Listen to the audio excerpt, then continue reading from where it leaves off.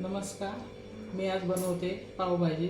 त्याच्यासाठी लागणारं साहित्य आहे: वाटाणा अर्धा किलो सोलून घेतलेला आहे, फ्लावर, बटाटा, शिमला मिरची आणि बीट थोडंसं रंगासाठी, आपण कलर येण्यासाठी बीट घेतलेलं आहे. टोमॅटो 2 कापून घेतलेले आहे, 4 कांदे घेतलेले आहेत कापून, कोथिंबीर, आलं लसूण, लाल तिखट, चवीप्रमाणे मीठ, हळद, पावभाजी मसाला, गरम मसाला आणि बटर.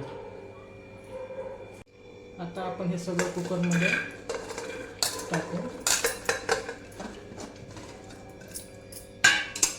शिजवून घेऊ.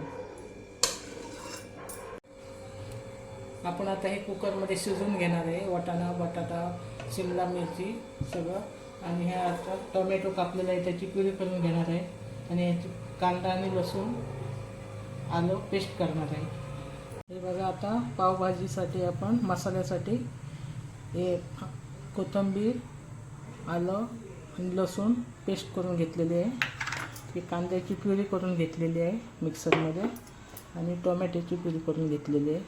आता आपण फोडणी तयार करू.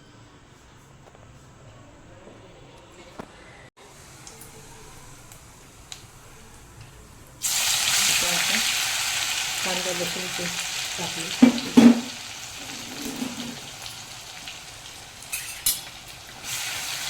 चांगली परतून घ्यायची खरपूस, म्हणजे त्याचा कच्चेपणा जाईल. रोज तेच चपाती भाजी, पोळी भाजी, भाकरी भाजी खायचा कंटाळा आला ते हे नक्की बनवा. मुलांना पण खूप आवडतं. आता आपण कांद्याची प्युरी टाकणार आहे.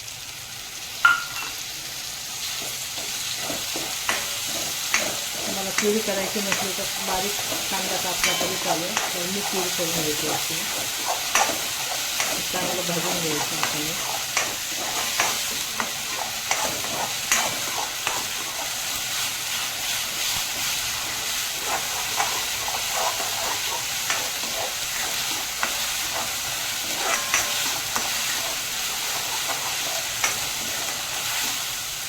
हे बघा, आता छान कांदा लसूण आलं सगळं भाजून झालेलं आहे. आता आपण त्या टोमॅटो प्युरी टाकणार. हे पण चांगलं तेल सुटेपर्यंत भाजून घ्यायचं आहे. हे आम्ही 4 लोकांसाठी बनवलेले आहे. तुम्ही जास्त लोकांसाठी बनवणार असाल तर क्वांटिटी वाढवायची, सगळ्या सांगायचं. हे बघा, आता आपण तेल सुटेपर्यंत हे भाजून घेतलेले आहे. आता आपण हे मसाले टाकायचे.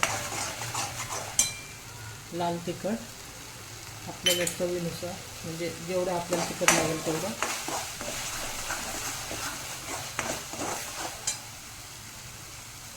हळद,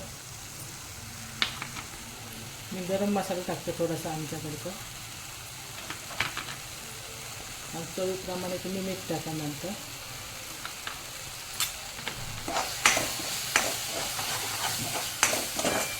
हे चांगलं परतून घ्या. हे बघा, आपण आता हे शिजवलेले वाटाणे बटाटा सगळं आपण हे असं स्मॅश करून घ्यायचं पूर्ण. त्याच्यातलं पाणी काढून घेतलेलं आहे मी, म्हणजे आपल्याला ते मिक्स करता येतं चांगलं व्यवस्थितपणे. आता आपण हे टाकायचं मसाल्यात.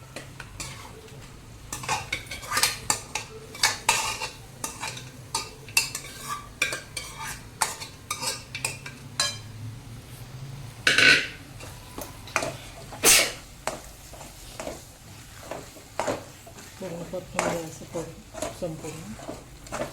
आपल्याला पाहिजे तसं पातळ घट्ट करता येतं. पावभाजी शक्यतो घट्टच असते. आता थोडंसं पाणी टाकणार आहे.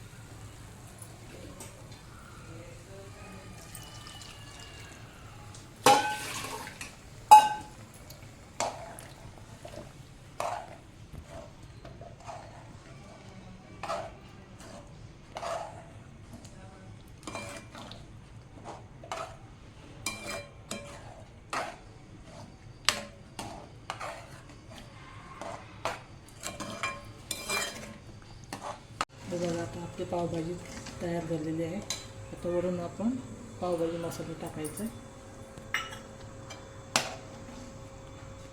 हा मसाला मी फोडणीत नाही टाकत, डायरेक्ट वरून टाकतो.